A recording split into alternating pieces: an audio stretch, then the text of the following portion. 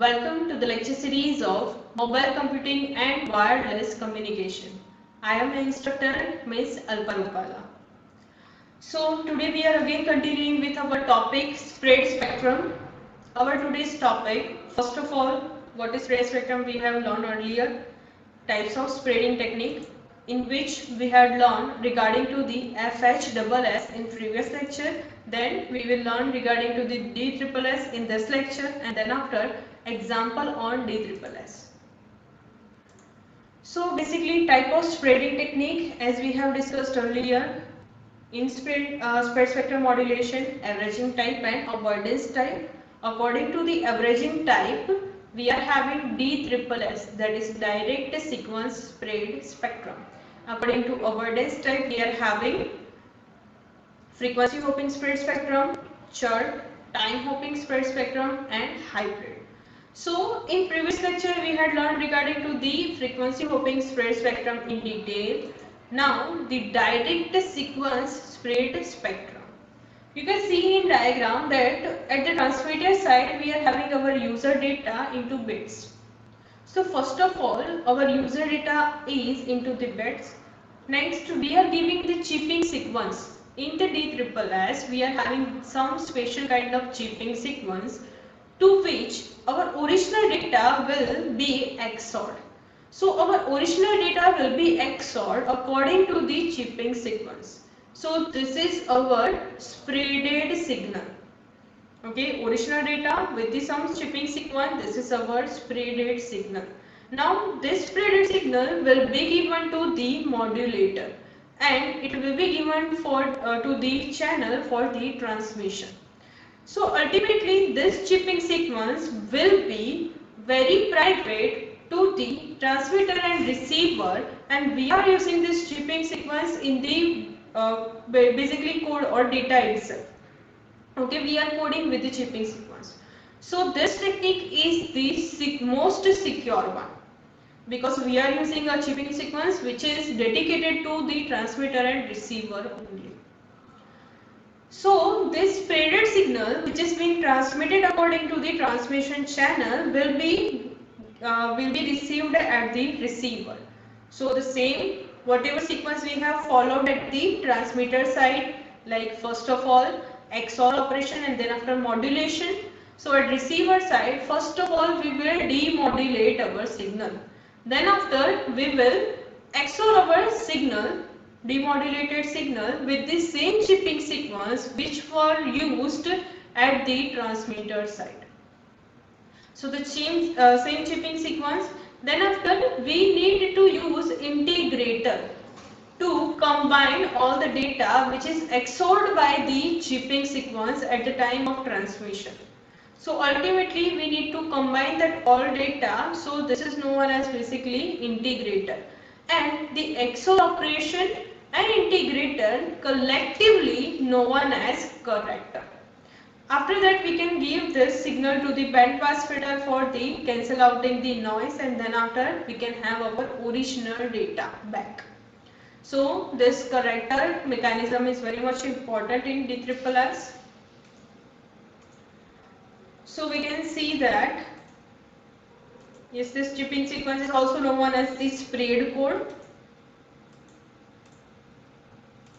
The DSSS receiver is more complex than the transmitter because at the transmission side we are only XORing the data with the chipping code, but at the receiver side, after XORing the data, we are giving it to the integrator for combination of multiple bit into the single one. So different features of DSSS. The DSSS provides good security potential against the jamming. It is having very effective against the narrowband signal. It is very effective against the broadband interference. The application of the DSSS in jamming signal, in military communication, cordless phone, digital cellular telephony, satellite navigation, WLAN and Bluetooth. These all are the application of the DSSS. Now what is the disadvantage? So the first disadvantage is it increases the bandwidth. Because by XORing we are just expanding our bits. Because single bit is XORed by whole chipping sequence, the next bit will be XORed by whole chipping sequence. Suppose I want to transmit bit 0 1 0. Okay, I want to transmit bit 0 1 0. So this is only 3 bits, but if I am using 4 bit chipping sequence, then first 0 will be XORed by 4 bit chipping sequence, next 1 will be XORed by 4 chipping sequence, and next 0 will be XORed by 4 chipping sequence. So in place of 3 bits, I will transmit total 12 bits. Okay, in place of 3 bits, I will transmit total 12 bits. So ultimately, we are increasing our bandwidth, and if we are just increasing our bits of chipping sequence, then bandwidth will more increased. Okay, but if we are increasing the chipping sequence, then the security will be more, but it will affect in an inverse way, that it will increase the bandwidth. Next, need of a long chipping sequence is required for a longer security, better security purpose. Third disadvantage, synchronization of bits is very much of important, because we need to do XOR operation with the chipping sequence and the received data. So the bits must be in a synchronous formulation, otherwise we cannot get our original data back, or if we are getting the original data back with the any defect. Okay, so these all are the disadvantages of the DSSS. Now, example on DSSS. Suppose in a CDMA network, assume that there are two stations, station A and station B. The station A's chipping sequence is 000110111, and B's chipping sequence is 00101110. And our figure shows that we are having two station transmission, station A and station B.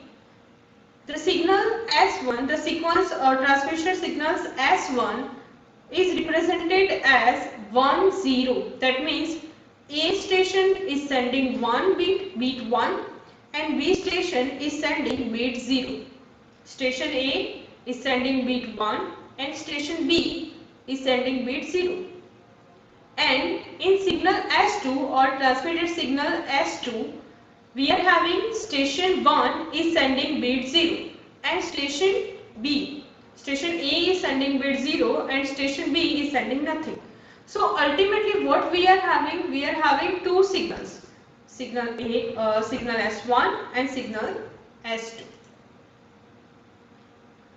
So for this particular calculation, that at the transmitter side and at the receiver side, how we can calculate the CDMA network with the use of a DSSS, we will discuss. But before that, we must need to understand that this whole fundamental will be calculated according to the vector representation. So in vector representation, basically 0 will be referred as -1 and 1 will be referred as +1. So now your bit 0 will be -1, now your bit 1 will be +1 in vector representation. Now on this basis we can continue. Okay, now first of all we need to convert the chipping sequence into the vector form. So our A, station A with the chipping sequence 000111011 will be converted into the vector form. Likewise, -1 -1 -1 +1 +1 -1 +1 and +1. Same as we can convert our B's chipping sequence, that is 00101110, into the vector formulation as -1 -1 +1 -1 +1 +1 +1 and -1. So this is the vector representation of the chipping sequence of station A and station B. So for the transmitter side, if we talk about the signal S1, in which the station A is sending bit 1 and station B is sending bit 0. So ultimately our formula for the S1 will be A plus B bar. Formula for S1 will be A plus B bar. Okay, because A is sending bit 1 but B is sending bit 0, so we need to invert the chipping sequence of B. That will be the B bar. So A's chipping sequence as it is, but we are inverting the B's chipping sequence. That means we are using in a B bar as all the bits flipped of the B's chipping sequence. Like you can see that in the B's chipping sequence, at whatever place we are having -1, we will change it to the +1, and at whatever place we are having the +1, we will change it to the -1. Likewise, +1, +1, -1, +1, -1, -1, -1, and +1 in a B bar. So by this, after adding bit by bit, we can get our S1 signal. Likewise, bit -1 with +1 will be 0, -1 +1 will be 0, -1 -1 -2 +1 +1 +2, then after +1 -1 0, -1 -1 -2 +1 -1 0, and +1 +1 +2. So according to it, our S1 signal will be 0 0 -2 +2 0 -2 0 +2. So this is our transmitted signal S1. Now for the signal S2, as we know that only station A is sending bit 0, our S2 signal formula will be A dash. So directly converting the A's chipping sequence at whatever place we are inverting the A's chipping sequence.